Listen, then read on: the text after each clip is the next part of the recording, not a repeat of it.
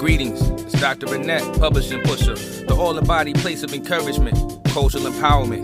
Weekly, she'll engage conversations with entrepreneurs and creators. And these insightful interviews are designed to help us build our businesses, respective brands, ourselves, and to hopefully propel us to that next level of greatness. Big boss. So with no time to waste time, it's officially go time. Hi, everyone. Dr. Annette Publishing Pusher here. It's another beautiful day in my neighborhood. I hope it is in yours as well. Before I introduce our speaker for today, I want to remind everyone I am your go-to for your publishing needs, especially if you are new to writing and publishing. I have a great Jumpstart Your Writing workshop for those people who don't have those foundational insights to get you started in the process. But you can always reach out to me at Jatne, Jatne publishing.org for any questions or any needs to be met. I'm here to serve you. And on today, speaking of serving, I'm serving you through this podcast. Yes. Yeah. I have Tisha Winkler. How are you, Tisha? I'm good evening. How you doing? I like to say good evening or good afternoon to everyone. Yes, Tisha. Okay, so introduce yourself and let us know where you're from, a little bit about your background. We would appreciate that. I'm sure. Yes. My name is Tisha Winkler. I'm 48 years old. I'm from Baltimore, Maryland. I was born and raised in Baltimore, Maryland all my life.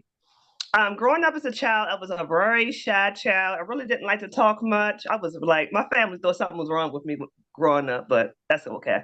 So for years, I suffered with speech impairment, and I had to see a speech pathologist for at least about 6 years growing up in school. And even during that time, when I was 9 years old, my mother and father divorced. So during that time, I started to get very distant from people, even my family. I started to really isolate myself. And I just think God brought healing through journaling for me. I used to write stuff down. I used to read a lot of books. My mother she was very instrumental in my life. She used to take me to libraries and different concerts. And most of all, she used to take me to bookstores. So I used to get a book every month in the bookstore. My mom used to take me. And that was very enjoyable for me. But even while growing up, my friends tell me now, when I used to give them birthday cards, I always used to put greeting notes in their cards and blank cards. So I always used to like to express myself through writing. And I started writing when I was 18 years old, when I first started to go to college. And I wrote my first poem. Sweet. Now, is your poem in your book, or have you put that poem in anything? Actually, I did put that first poem in my book. Yes, I did. Very good. Well, we'll talk about that. We'll talk about that in a minute. So most of us, even though we may be publishers, book publishers, we still have something else going on in our lives. What type of work are you doing in conjunction with your writing? Actually, it's funny because when I was 16 years old, I started out working with children in different summer camps. And I ain't gonna sit here and lie, I really didn't like working with children because they were a little noisy and I just couldn't take it. But children has really been my destiny. I've been an assistant teacher in a Head Start program for 16 years. And I'm almost finished my AA degree. I have 4 more classes for that. And now I'm getting ready to start a new job as a teacher. So children has really been an instrument in my life, to teach them. And I love reading stories to them. I love books. So that's one of the things I love doing with children, reading books and reading stories. I still believe, I used to hear this when I was a child. You probably did too. Reading is fundamental. Yes, it is. It still is. Read a book. Read a piece of a book, read a chapter of a book every day. It's a great habit. Yes, I've learned a lot of words just by reading books. So, but what's funny with me? I can read short stories, but I can't read long novels. But here's the wonderful thing about books and genres. Yes. There's something for everybody. And it is. You gravitate to, what works for you. I have some long books that I have read. I even had a Christian author that wrote a Christian romance book, and I interviewed her. I believe it was in my first or second season, and I think her book was over 200 words. But I mean, it kept me. Yes. In order for me to read something as long, it better be interesting. It better be it better hold me, because if not, I'm like, no, no, no, no. I was trying to read Obama's book. I was like, no, that's just too much. I was trying to read his wife's book. I was like, no, that's too much. I ain't feeling that. Some people told me they read it and they enjoyed it. I couldn't get to that point. So good book. I just didn't get to read it. Yes. So Tisha, in dealing with the children, have you thought about writing a children's book, or have you written a children's book? I know you have more than one book, and I know we're going to talk about the Hopeful Romantic today, but have you written any other books, or do you plan to? Yes, actually, I'm glad you said that, because I actually am working on 2 children's books now. I just have to get them published. Very good. Very good. Yeah. When do you plan to have those published? Oh, I'm glad you said that. I want them getting done by next year. Okay. I always tell my clients, we need to start with the end in mind. Yes. So we're going to do this book, but when do you want it completed? Once you tell me when you want it completed, we're going to do a milestone chart for you and map out everything that needs to be done for you to have your book in Amazon, in Ingram Sparks, and whatever platforms you choose to. This is going to be our target date. And thus far, I've only had a few clients that went beyond that date, but it was due to life issues. Because sometimes, I'm sure you could probably attest to, sometimes when you're in the process of working on your project, life happens. Yes, it does. So how do you deal when life happens and it pushes you or pulls you a bit away from your project that you have a vision for? I'm glad you said that, because even for years when I was in the Head Start program, I might have been in my 30s, and I mean, teachers and my supervisors, even my publisher at the time, kept telling me to start writing my book. And I just wasn't ready. I mean, I had like over 400 poems sitting in folders, but it didn't come to reality until God called my mom home. And then a light bulb just came in my head, and God said, it's time to write the book. So after like 1 month after my mom passed away, I started to write my first book, Just a Thought. And tell me about Just a Thought. Yes, my first book, Just a Thought, is a poetry book. It's actually letting the audience know about the trials that I went through.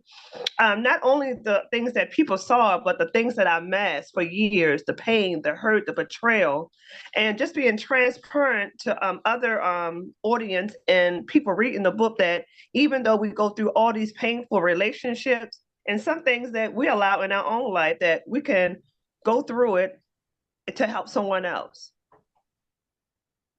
So whatever we go through is a test. And with our test, we have a testimony. With our testimony, we can share, we can choose to just impart those to people, but we could also take those pieces and create a book project with those elements that we have pulled together. Yes, we can. So is that how you find yourself working a lot of time on your writing projects, that maybe you already have pieces and it's just a season to grab those pieces and start putting them together? Yes, because sometimes I have to go back to like my different journals and writing, and sometimes I can get cut and paste on what things I want to write in my next book. So I just have to, I'm actually in the finalized stages of my 2 children books. It's actually written, I just have to get it published. Okay. Well, I always tell people it's a chore to get it written. Yes. It takes more energy, even more energy, to get it published. And understanding that writing the book and publishing the book are 2 entirely different things. Yes, it is. So when you write a book and then you start thinking about the publishing aspect of it, at what point are you ready do you finish writing and then you try to move into the publishing, or are you trying to do some publishing aspects while you're in the writing? Actually, when I first start writing, I like to first finalize the writing part because I don't know like other audience out there. I have two publishers. I have my first publisher is Barbie M. Johnson, and I have another publisher. Her name is Kelly Cruz for my last two books. But I need someone to edit to my book and format because my grammar might be a little off. Listen, Yes. the reality of it is, it doesn't matter who you are.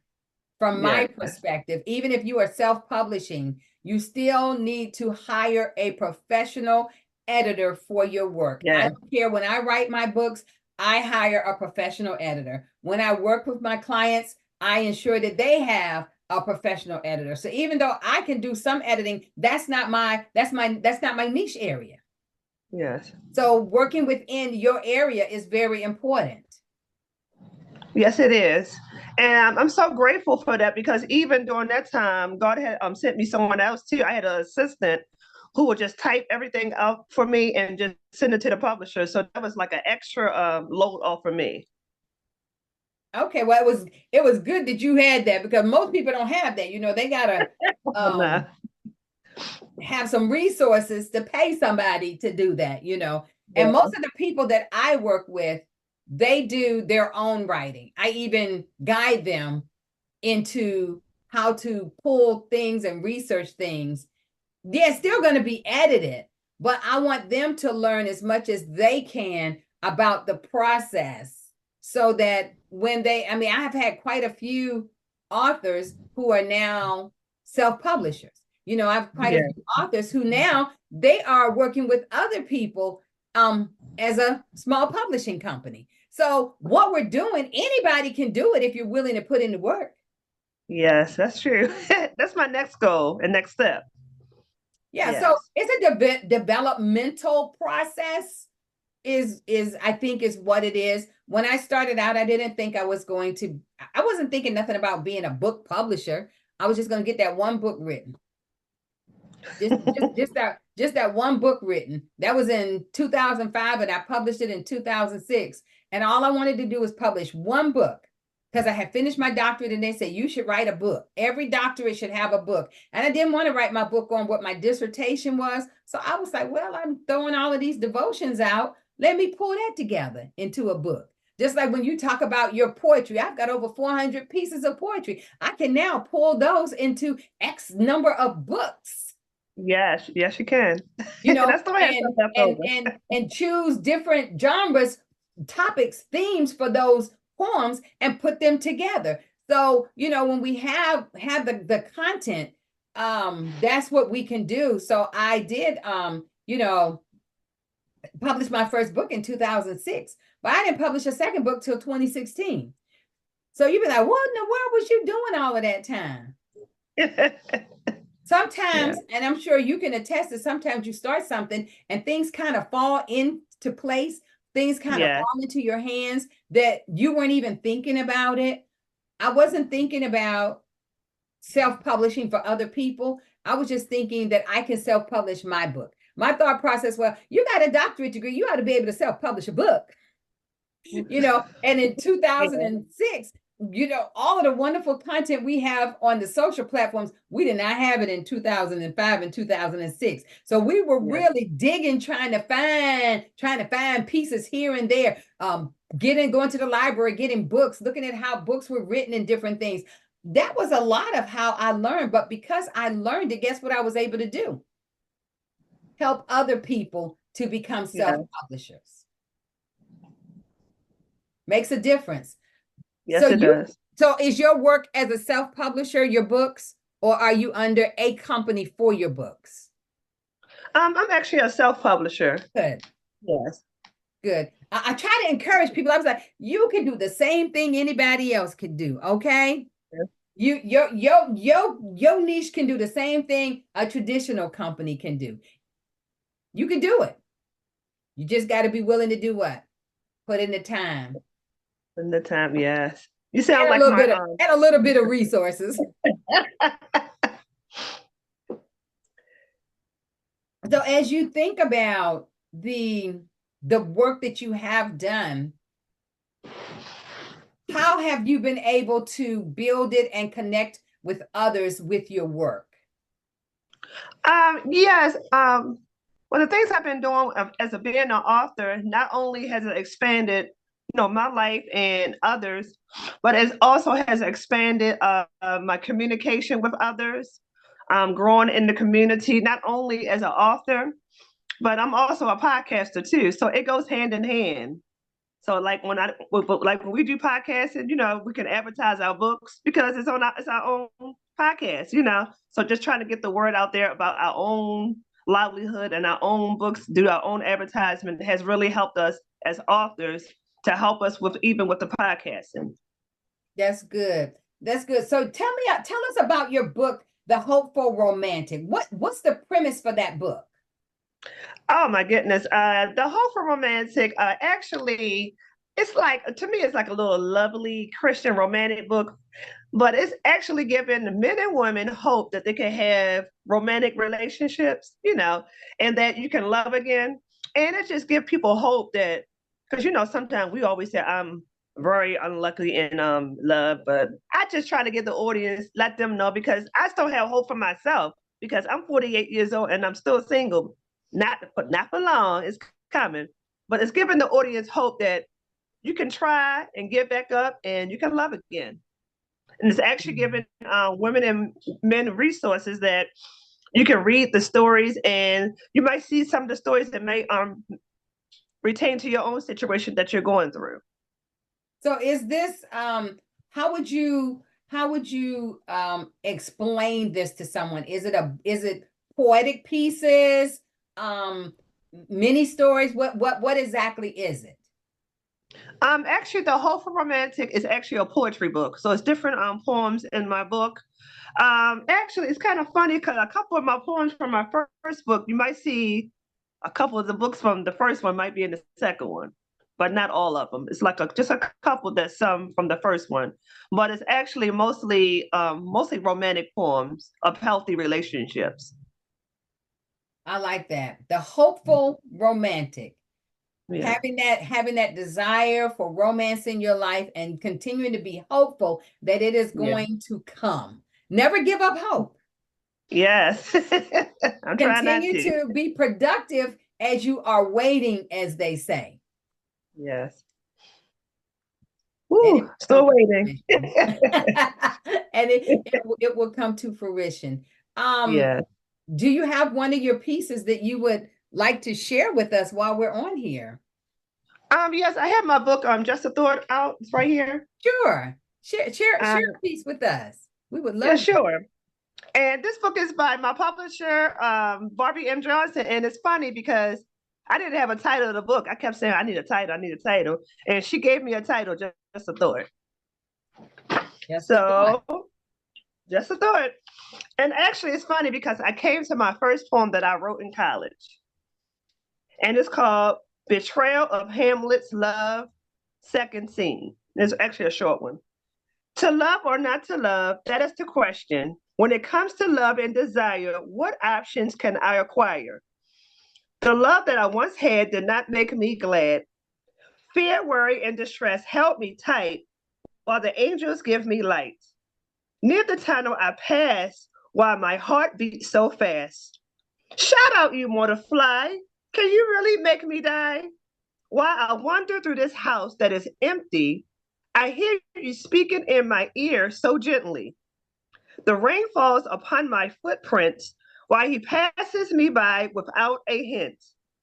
Birds are singing their favorite song as they seem to move right along. In the midst of all the fog, someone has been through this feeling. While robbers and murders were killing, seek his face, it is shining like a dove. Bursts of rainbows come out of hiding from above. Pity me not, you horrible beast.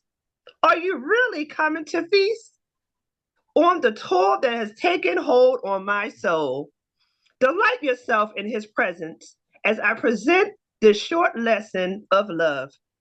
To love, to enlighten, to love the one who I have waited for so long. You give me the dignity to be a person of integrity. Why have I held on to this burden of seeking romance when you rarely give me the slightest glance? To sit and long for your sweet lips, pain shatters through my fingertips. I am just like the Holy Grail that wants to be found or be sold like bread by the pound. And that's called Betrayal of Hamlet's Love Second Scene. Two snaps. That's sweet. That's sweet. A lot of imagery in there. Could see a lot of detail in there as you were sharing that. Do you get an opportunity to do spoken word as well? Actually, I'm glad you said that, because actually I really want to start that again. When I was in my 20s at one of my old church, we had spoken night, and I used to help out with the tea and the coffee, and we had spoken word. And even at my church, we had manna for heaven. Once a month, we would get up and say something that God would give us on our heart, and I used to do that. So it has really helped me even through that time. It's helping me now to communicate more with the audience that we're speaking to now. Nice, nice, nice. I just came across some information actually for someone that was looking for some people to be a part of some spoken word events. Yes. Virtual. Oh, virtual. Okay, that'd be nice. It's a virtual. Yeah. But I'm excited about that. Now I don't do spoken word. I mean, I speak the word, but I don't do spoken word per se. Yeah. But I know people that do spoken word. And so when I hear about things that are going on, I try to pass that information over to others as well. And your book, the Hopeful Romantic, full of poetic pieces. Yes. The first one the first one in there was really short, but it was short, but it was short and sweet. Is that a good way to say it? Yes. It was sweet. And I want to read it really, really quick, because when I looked at it, I was like, wow, there's a lot in this simple little piece. And it says, I never imagined I would be single for so long, with no one to lend a shoulder to cry on. My experience has been a roller coaster ride, sometimes up and sometimes down, sometimes tossed from side to side, a bumpy road to travel. With this, I still grovel. Happiness has turned to bitterness, light to darkness. Pardon me for being abrupt. I feel like a volcano about to erupt. So I know that may have been where you were. Yes. But I think as I look through some others, you showing like this was my initial thought, but I'm building and I'm changing and I'm shifting, and how I felt at the beginning, even though I'm still waiting, I'm in a better place as I'm moving along. Yes. Yeah, that's about right. Yeah, I think it's when people can look at your pieces and get it. Yes. What you're trying to say and how you're trying to convey it. So have you had, when it comes to your writing, have you had any challenges that you've had to overcome? Oh my, woo, yes. When I was 18 years old, when I first started college, I failed English 101 3 times. And I really didn't want to go back. It was embarrassing. I had an F. So I felt like God was like, okay, it's time to go back. So I went back, and this time I received a B. I mean, I was having so many problems with the where and the there and the there. Oh my goodness, the grammar was just, whoo. I needed some help. I really did. but I didn't give up. You've developed since then. You didn't let that, because some people would have said, forget it. After they failed the first time, they might go back the second. I'm not going to do it no more, right? I'm not going to do it no more. But you were like, no, I need this information. I need this to become knowledge for me. So I'm going to stay in this process. And actually, when I passed the class, English 101, I started another class, Women's Studies in college. And actually, after that class, I was on actually the dean's list. So it was progress. It took a lot of challenges, though. That's wonderful, wonderful. Have you had any surprises? Have you had any surprises in your writing, like things that you didn't expect and it just kind of popped out? Yes, I was actually surprised one day. I had went to Amazon. I was just checking some things out, and I was checking my book out, and somebody actually gave me 5 stars for the whole for Romantic. So that was a surprise for me because I was like, you see a lot of best selling authors, and I want to be that one day. But I was just so happy for the 5 stars. I I would was say very honored. be happy for the 5 stars, okay? Be happy for the Yeah. 5 stars. If anything, if I'm gonna be a number one bookseller, I want to be a New York Times number one bestseller. Yes. That's where I'll take my recognition. I'm not concerned with Amazon. I'll take it on the New York Times because everybody get to see that. I want the gold seal. In Amazon? No, I seen it for like years when I go to like the libraries.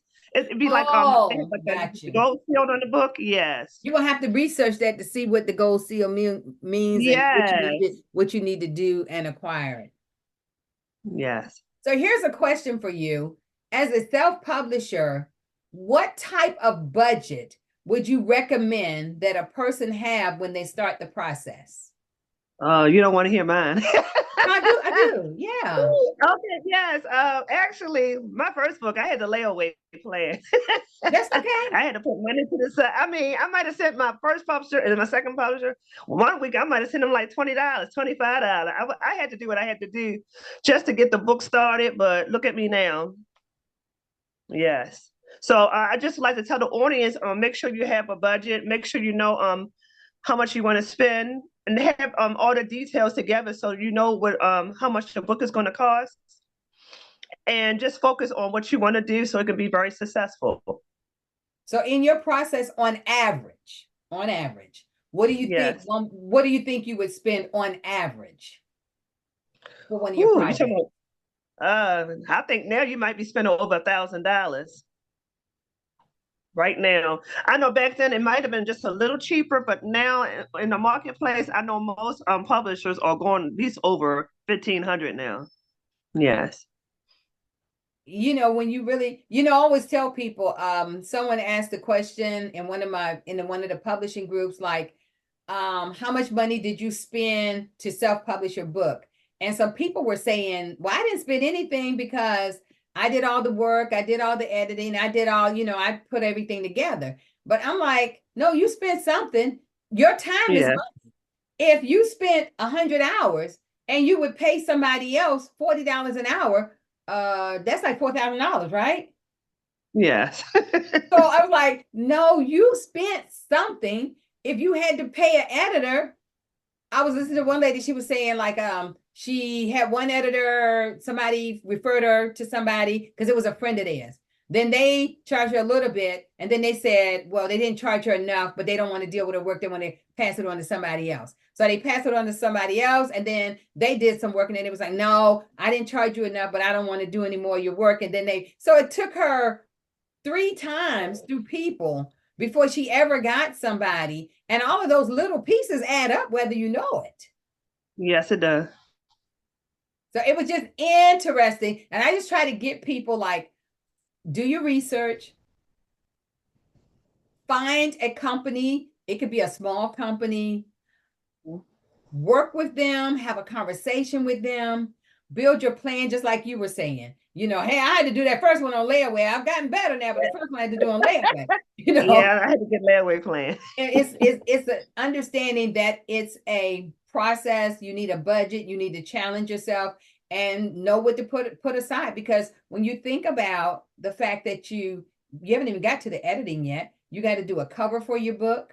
You got to back and forth and back and forth and back and forth till you get that fine tuned. You got copyright for your book. You got Library of Congress number for your book. You got format for your book. You got grammar for your book.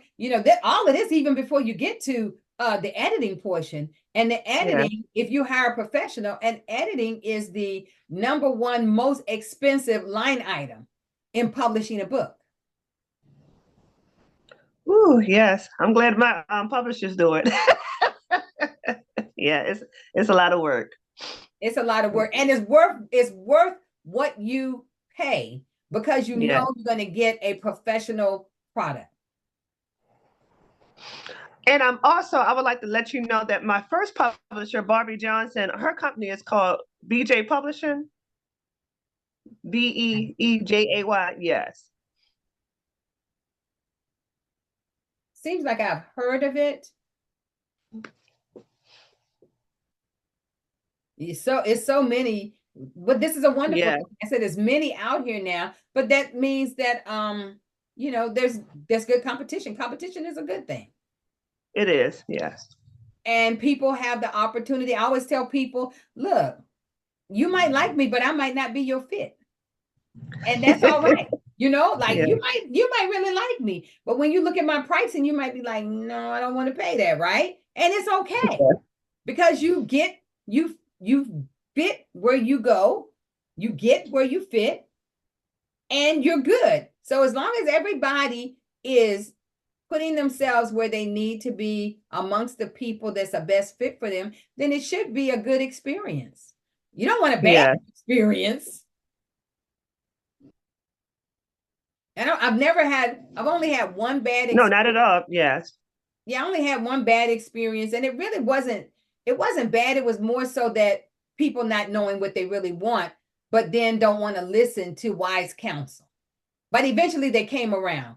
So they paid me to do the book, and I kept saying, this is not going to work. This is going to, well, we prayed about it, and that's what God said. So I don't dispute anything that people tell me that God said to them. So we actually got the book not published, but we got the review copies. And when they got the review copies, they were like, yeah, the color on the cover isn't going to work. And that font isn't going to work. And something else isn't going to work. Of course, these were things that I had already said, but that was what they were saying they had to have. So it was a learning experience for them that you hired me to guide you.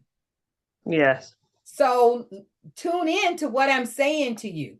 The great thing is, we were able to get that review copy for them to see that it wasn't going to work, but it was work. It was some wasted time. I think that's the good way to say it. Wasted time. Yes. It was some wasted time. So as you're going along, how do you continue to learn in order to stay on top of things with your writing? As I continue to learn with my writing, I try to stay on like different, I try to read like different books. I go to the library a lot. They know me at my library. I'm always getting books. I'm always reading.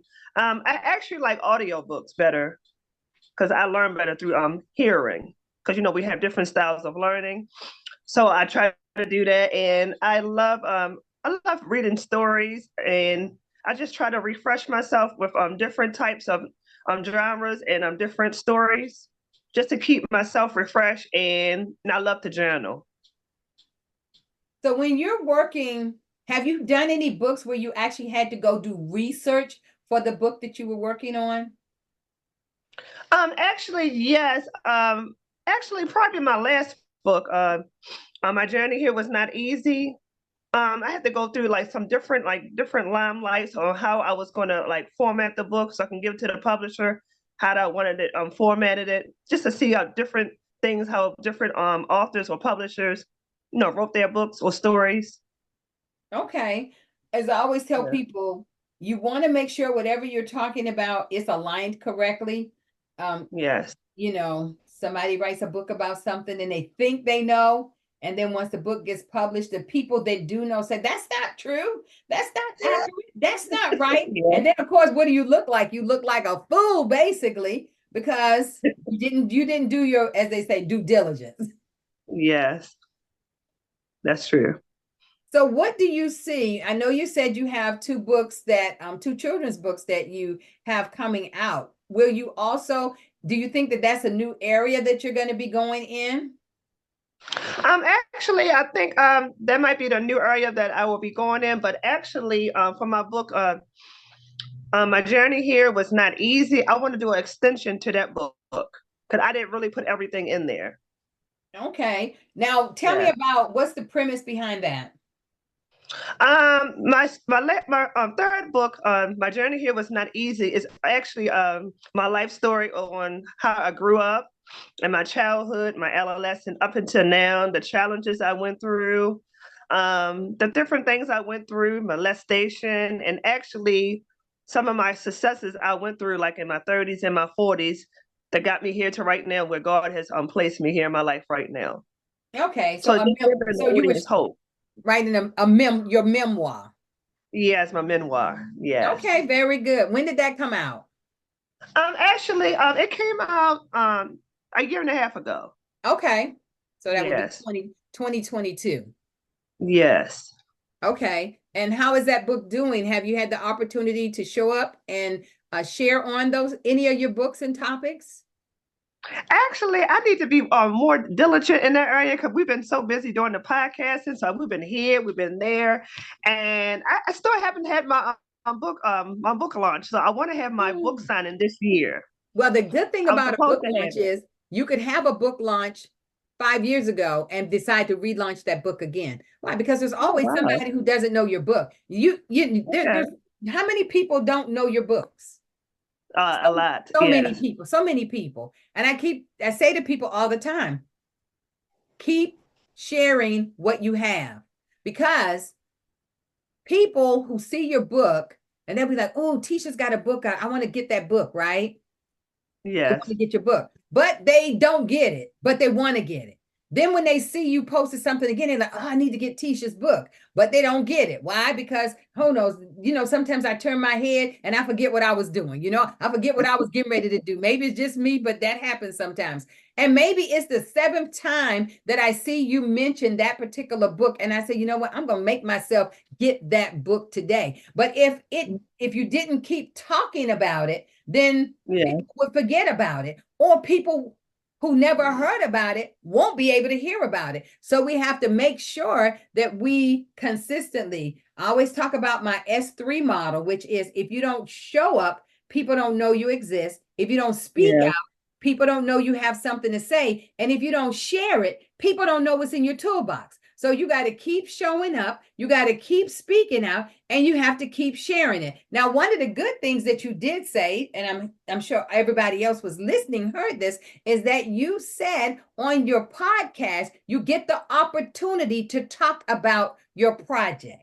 So continue to share it there, but make sure that you're putting it out on your other platforms as well. I like to tell people, if you could put it on one and connect the rest, it could go across multiple platforms at one time. When you might do something on Instagram and you got it connected to Facebook, YouTube, and whatever, boom, it's over there. It's over there. You click one button and the same thing goes to Twitter. So you don't have to keep doing the posting over and over again. It's just forwarding. I had so much going on. I think I took about 3 months. I didn't post anything on my Instagram, for my publishing company. I was just re-sharing stuff that was already in there. Yes. And I would be getting likes from people because guess what? Because I'm not paying to have my work being seen, right? That means the algorithm is set up that only maybe even 5% of the people actually see what you're putting out. So you have to keep putting it out so another 5 people can hopefully see it, and another 5 people can hopefully see it. Yeah. Yes. and I do that every day. That's just the reality of how this marketing works. We have to keep putting it out. Well, we're getting ready to wind down here, Tisha, and I'd like for you to share an empowering thought with everybody and also tell them how they can. You mentioned more than one book, but tell them how they can access your books. We talked a little bit about the Hopeful One, Just a Thought. What was it? Just a Thought? Yeah, Just a Thought. Yes. Okay. And another one. And then there's 2 other books coming out soon. But for the books that are already out, let them also know how they can get a copy of them. I'm sure. I would like the audience to know that even when you're going through a lot of storms that you're going through in life, just keep focused that even with the things that you want to get done, just keep your dreams alive. Take one step at a time. It's not going to happen overnight, but even writing a book is a process. So get your thoughts together. Even get with a mentor, someone who has been there, maybe can help you with some of the things that you're going through to write your life story or even to write a book. But just to keep things in mind that things will get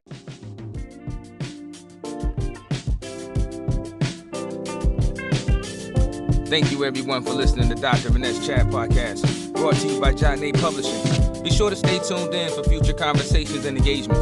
Check out the website, jotnatepublishing.org, and subscribe to this show on your preferred podcast app.